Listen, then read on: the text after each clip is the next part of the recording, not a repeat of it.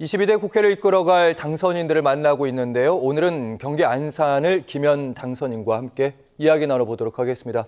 어서 오십시오. 네, 안녕하세요. 네, 당선인 기쁨 8년 만에 다시 국회로 입성을 하시게 됐습니다. 새로 생긴 지역구라고 들었고요. 네. 네, 다시 당선됐을 때 느낌이 다른 분들이랑은 좀 다를 것 같아요. 네, 그렇습니다. 제가 2012년도에 19대 국회에 들어갔었고요. 그리고 나서 16년도에 이제 공천을 못 받고 20년도에는 경선에서 떨어지고 이번에는 그때 경선했던 국회의원하고 옆 동네 국회의원하고 같이 경선을 2번 했습니다. 네. 쉽지 않은 경선 기간이잖아요. 네, 그렇습니다. 어떠셨어요?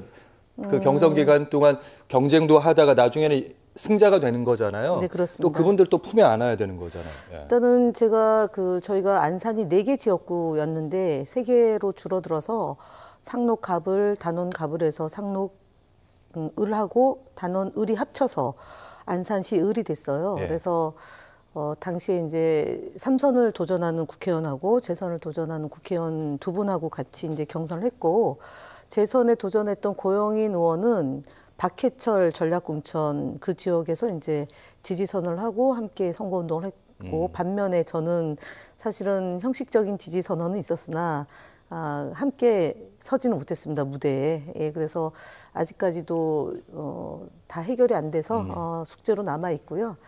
사실 현역 국회의원 2분하고 경선을 한 거라서 되게 이제 어려웠는데, 다만 이번 선거가 윤석열 정권을 심판하고 이재명 당대표를 중심으로 당이 좀 역할을 해달라고 해서 제가 언론특보를 맡고 있었어요. 그래서 저에 대한 기대, 언론개혁을 좀 해달라는 그런 안산 시민의 기대를 받아서 국회의원에 당선이 됐고, 본선에서는 대략 한 2만 표 차이로 압도적으로 승리를 거뒀습니다. 결국 다 안산시 의뢰 9개 동인데 시민들이 선택해 주셔서 그 좋은 성과를 내지 않았나 싶습니다. 네. 이제 공천을 받았을 때와 당선이 됐을 때 주변 분들을 만나보면 얘기도 좀 다르고 기대도 좀 다른 거잖아요. 어떤 느낌을 받으셨어요?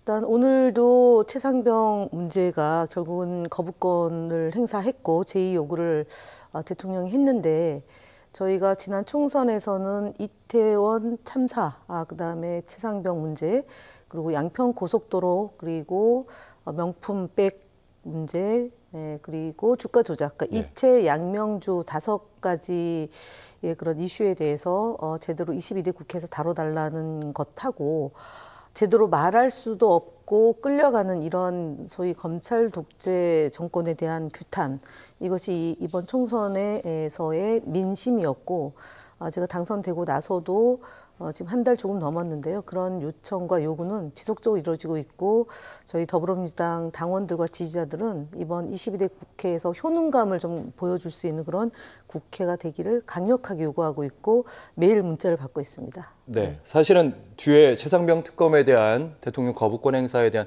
질문을 좀 드릴까 했는데 바로 좀 얘기를 하셨으니까 그 질문을 좀 이어가면, 앞으로 야당들은 이제 민주당뿐만 아니라 개혁신당까지 야 5당, 6당 이런 얘기 하잖아요. 장외투쟁도 나서겠다 뭐 이런 얘기들 나오더라고요. 일단은 오늘 국회 계단에서 야 6당과 함께, 그리고 이제 거부권을 거부하는 시민행동에서 함께 이제 집회를 했는데요. 그러니까 기자회견을 했습니다.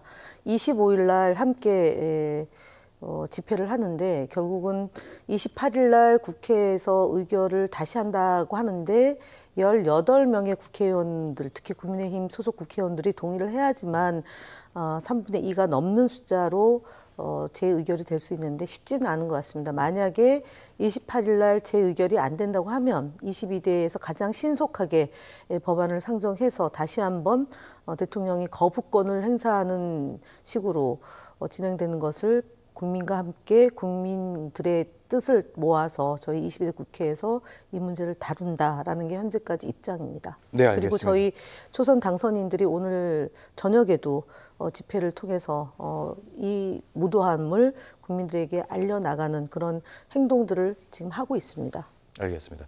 이번엔 지역구 얘기 관련된 얘기를 좀 나눠보도록 하겠습니다.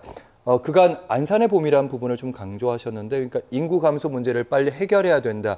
그중에서 제일 중요한 건 아무래도 일자리 필요한 거, 안산에 더구나 뭐 교육, 거기다 교통 인프라 이런 문제들도 있지 않겠습니까? 네, 맞습니다. 지금 안산이 인구량이 사실은 74만 명이었는데 재건축, 재개발 이런 것이 근 한 10년 사이에 벌어지면서 생기면서 인구가 주변 도시로 많이 빠져나가서 한 10만 명이 줄었는데요.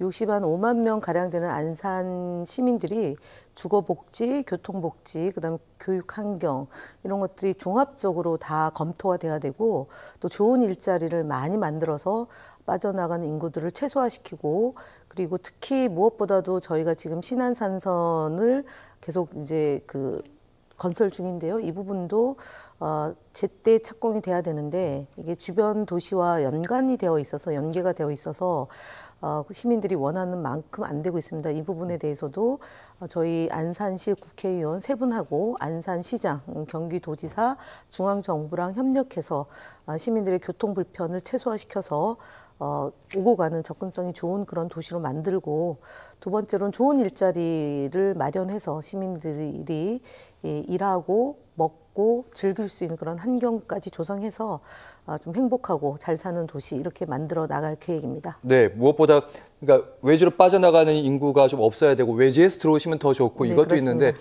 저출생 대책도 지역구 차원에서 네, 있는 거잖아요. 네, 지역구 차원도 물론 있지만 저희가 총선에서 예. 돌봄 시스템도 강화시키고 그다음에 아이를 낳았을 때 정부 지원금도 늘리고 그래서 원스톱 체계를 만들어야 된다는 게 이번 총선에서 저희 당의 공약입니다.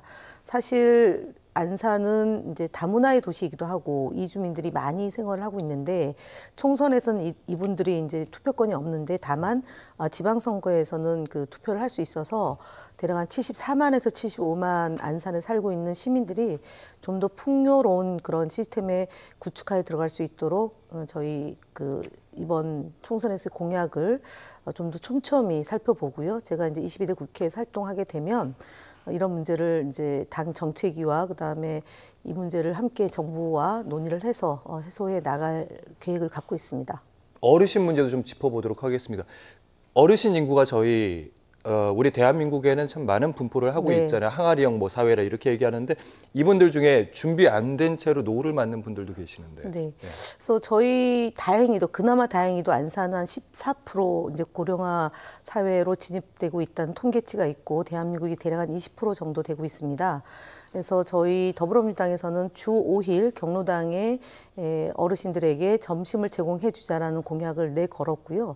그리고 지금 이제 쓸쓸히 노후를 맞고 있는 분들이 좀 더 그러니까 주변 환경하고 맞물려서 어려움이 안 생기도록 주택 문제도 함께 고민하겠다는 말씀을 드리고 제일 중요한 것은 결국은 지역과 연계해서 정치권이 얼마만큼 이런 어른들이 좀 좋은 일자리, 조금이라도 일자리를 많이 마련해서 활동할 수 있게끔 시와 협조하고 협력해 나가겠다 이런 말씀 드리겠습니다. 네, 이번엔 좀 더 중앙 쪽 얘기를 다뤄보도록 하겠습니다. 세월호 유족들과 오랜 시간 함께 하셨고요. 그것 때문에 약간 고초도 겪긴 하셨고 세월호 사건의 진상조사위원회 상황실장도 맡으셨고 쭉 함께 해오셨는데 우리 사회가 사고 이런 사회적 참사가 예방도 중요하지만은 사고 대처도 나아진 게 별로 없다 이런 진단들이 많거든요. 사실 2014년도에 세월호 참사가 있었고 올해로서 10주기를 맞이합니다. 2015년도에 특별법을 제정을 해서 생명안전공원을 만들어서 기억과 기록을 하겠다라고 대통령이 약속하고 그로부터 9년이 지났는데 아직까지 첫 삽을 뜨지 못했습니다. 그래서 이번 10월 달에 첫 삽을 뜨겠다라는 그 약속을 저희 안산시 정치인과 그다음에 시장과 함께 이제 협의를 해 나가야 될 것이 첫 번째고요.